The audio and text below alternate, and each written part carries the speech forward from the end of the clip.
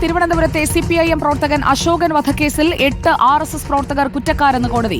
8 പേരെ കോടതി വെറുതെ വിട്ടു. കേസിൽ 11 വർഷത്തിന് ശേഷമാണ് തിരുവനന്തപുരം അഡീഷണൽ സെഷൻസ് കോടതി വിധി പറഞ്ഞത്. റിനു ശ്രീധർ നമുക്കൊപ്പം എത്തുന്നു. റിനു ശ്രീധർ, 11 വർഷത്തെ ഇടവേള അവസാനിപ്പിച്ച് വിധി പ്രസ്താവം വരികയാണ്. എങ്ങനെയാണ് കുറ്റകൃത്യങ്ങളുടെ ഒരു ആഴം കോടതി ഇപ്പോൾ കണ്ടെത്തിയിരിക്കുന്നത്? ശിക്ഷാവിധി എത്ര വീതമാണ് ശിക്ഷ നൽകേണ്ടത് എന്നത് സംബന്ധിച്ചുള്ള തീരുമാനം എപ്പോഴാണ്? സുജയ, 2013 മെയ് 5-നാണ് കാട്ടാക്കട അമ്പലത്തിൻകാല ജംഗ്ഷനിൽ വെച്ച CPM പ്രവർത്തകനായിട്ടുള്ള അശോകനെ RSS പ്രവർത്തകർ വെട്ടിക്കൊലപ്പെടുത്തിയത്. അതിക്രൂരമായിട്ടുള്ള കൊലപാതകമായിരുന്നു ഇത്. ഏകദേശം 11 വർഷത്തിന് ശേഷമാണ് ഇപ്പോൾ തിരുവനന്തപുരം അഡീഷണൽ സെഷൻസ് കോടതി വിധി പറഞ്ഞിരിക്കുന്നത്. മൊത്തം 19 പ്രതികളാണ് ഈ കേസിൽ ഉണ്ടായിരുന്നത്. അതിൽ 2 പേർ മാപ്പുസാക്ഷികളാവുകയും ഒരാൾ മരണപ്പെടുകയും ചെയ്തു. ബാക്കി 16 പ്രതികളാണ് ഈ കേസിൽ ഉള്ളത്.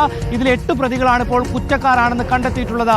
8 പേരെ വെറുതെ വിടുകയും ചെയ്തിട്ടുണ്ട്. ശംഭു, ശ്രീജിത്ത്, അതുപോലെ തന്നെ ചന്തു, ഹരി, അമ്പിളി ചന്ദ്രമോഹൻ, പഴിഞ്ഞി പ്രശാന്ത്, അണ്ണി സന്തോഷ്, സജീവൻ എന്നീ RSS പ്രവർത്തകരെയാണ് ഇപ്പോൾ കുറ്റക്കാരാണെന്ന് കോടതി കണ്ടെത്തിയിട്ടുള്ളത്.